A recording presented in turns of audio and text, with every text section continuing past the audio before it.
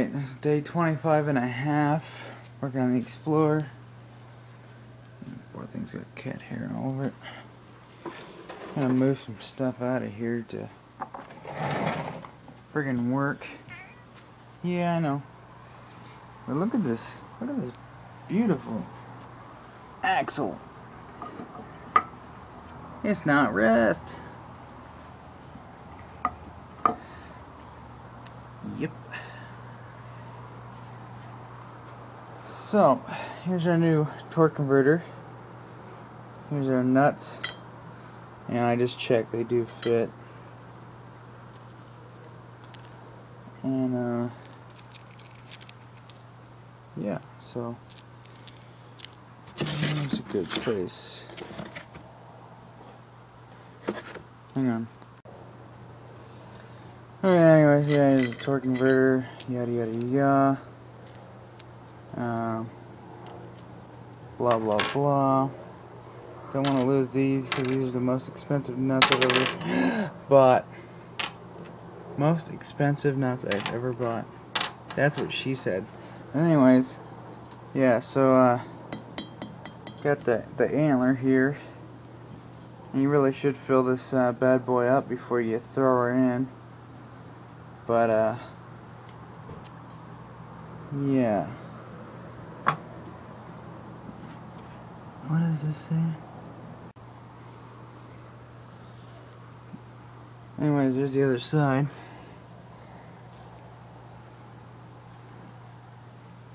Down inside.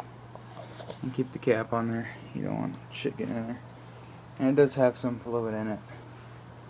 Not a whole lot, but just a little bit.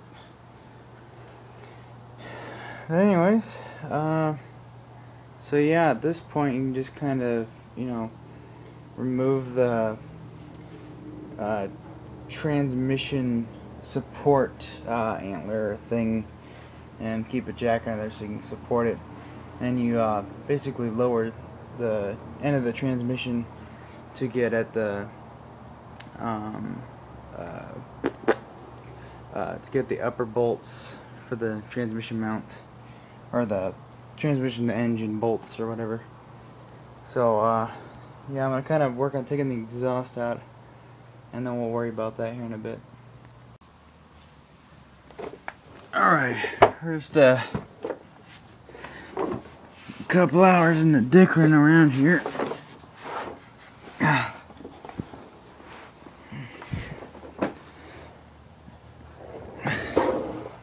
Got these exhaust bolts out. Pretty easy. Huh. I have no idea what this is for. Oh, I know. It's for something we don't need anymore. Anyways, got all the connectors done here. This, I believe is a 16-pin connector. Has a little metal thing on it. You just pull up and then that pulls out. And then there was another connector. Oh yeah, the shift position sensor thing. That just has the normal plastic tab that always breaks. Got the O2 sensors out. Not really going to be able to pull this Y pipe out because it's stuck on there like a motherfucker. Did a great job with the gasket. Yeah, friggin' right. Got all this unplugged and stuff. Managed to crack a few bolts. Not too hard to get. Now I'm just gonna go up top and undo the battery. And then I'm gonna pull the starter out and then make some room over here. Pull the torque converter nuts. Actually, yeah, I'll do that later. Actually, that we'll do later. Oh yeah, this is old ground wire that we don't use anymore, just so you know. Got the shift linkage undone. Just popped it off there. Got that bracket out of the way. So my hope is to be able to just drop all of this, get the upper bolts out, and then just slide this out, and then freaking get it past the exhaust. But that shit up there is gonna need some heat. and I don't have heat right now. But anyways, this is far I'm gonna get right now, and then I'm gonna go to bed and get some rest because I've been up since 3 o'clock yesterday when I made the vlog thingy when we picked up the torque converter nuts. Yeah, I'm tired. But anyways, it's almost ready to be pulled. It's just gonna be a bitch to do it.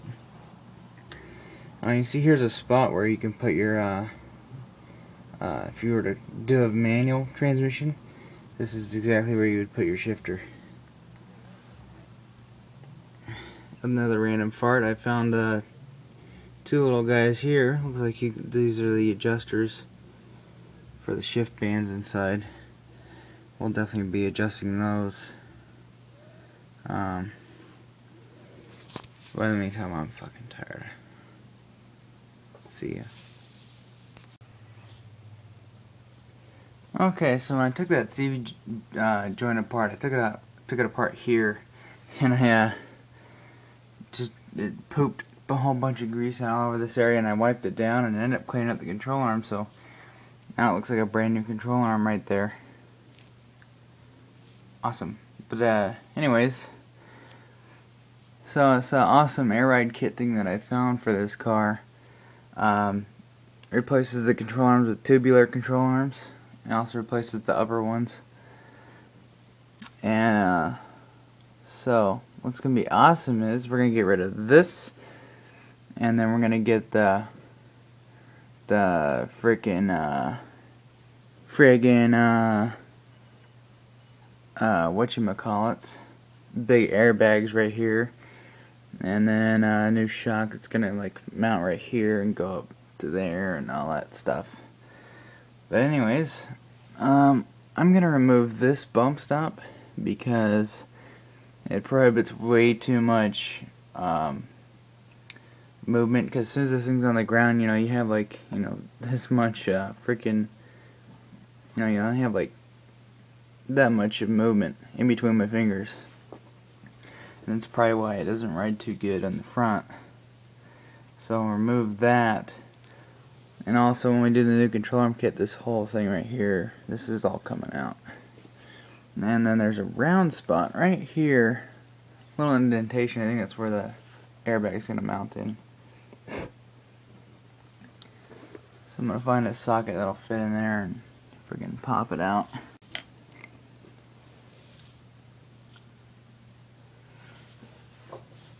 Okay, so this thing is a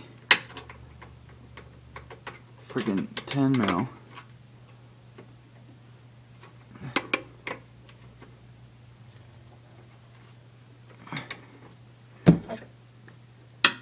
Begs my part. Anyways, bump stops are out. Look how much more room we have. Like, holy shit. Like, you just cut that out and there's nothing there to obstruct its movement. Now, that little thing right in the middle, right below that that inner tie rod there, that is a suspension travel stopper. So when it does compress too much, like if you really romp it on this thing, that'll hit the sway bar and it'll keep it from compressing all the way and compressing your shock, literally, damaging internal stuff, that kind of compression. But yeah. So anyways, that's taken care of. I think once we get this rolling on the road, we're going to drive it and see how it rides, and I think I might just go ahead and cut this out with the grinder and just say goodbye to it. Probably just grind it up at the welds and just yank her out, and then we'll do the same to the other side, and then it'll have lots of movement. And then we'll see how it rides. Because I'm thinking, when I have it riding the way it is, it's, got plenty of room between the tire and the fender, but like, 5 inches. But you hit the slightest bump and it's like, this control arm bottoms out before, you hit a pine cone and it bottoms out. You're like, what the fuck, dude? So, that should be a lot better. But that's gonna be sick when we get some some airbag control arms in here.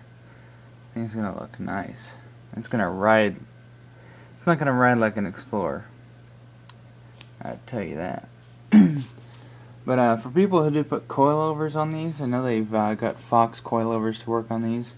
It's really not that hard, it's just a few modifications, but they're always modifying the shock tower and adding support braces. But you got this model, and I think the shock towers are the same thickness, but you know, that's just as thick as the frame, if not thicker. At least in this one, because you know it has the air ride.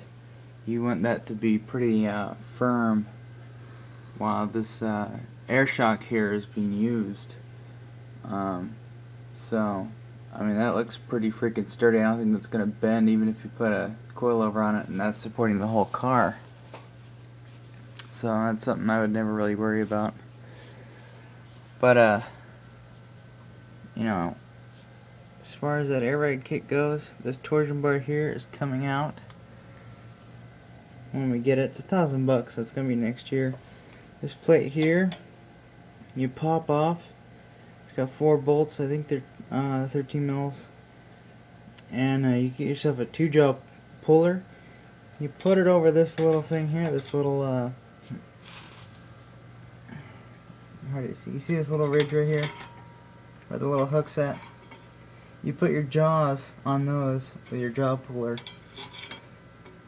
And then the little screw thing is going to press against the torsion bar key, and then I'll make it so you can pull the torsion bar adjuster block thing out. And then you can release all the tension in the torsion bar, and then pop it out of the control arm. What the fuck?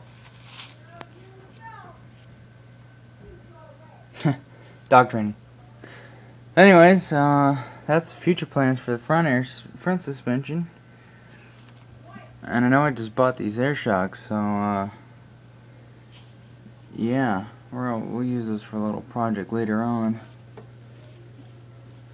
I think in the meantime, I want to add some spacers so I can fully compress these bushings, because I think it's loose enough in here where when you hit a bump that it kind of moves around a little bit. And that's probably affecting the ride just a little bit. So I want to get this as nice as tight as I can possibly get it. So, anyways, these are subtle improvements you can do to your Explorer. Stuff I'm doing, like remove that bump stop's cheap. Just don't romp on it too much. You don't want to bottom out and maybe fuck something up, like the control arm or something, or your shock. But the way I've been driving it, it's fairly normal, so I'm confident it'll be okay. The other thing people have problems with their Explorers and other vehicles that have this torsion bar setup is the paint comes off to certain spots, and then after a while they get a fracture, and it probably breaks right at the same spot on every fucking model. Mine's gonna break too. But I got air shocks, so I can kind of hold up the car.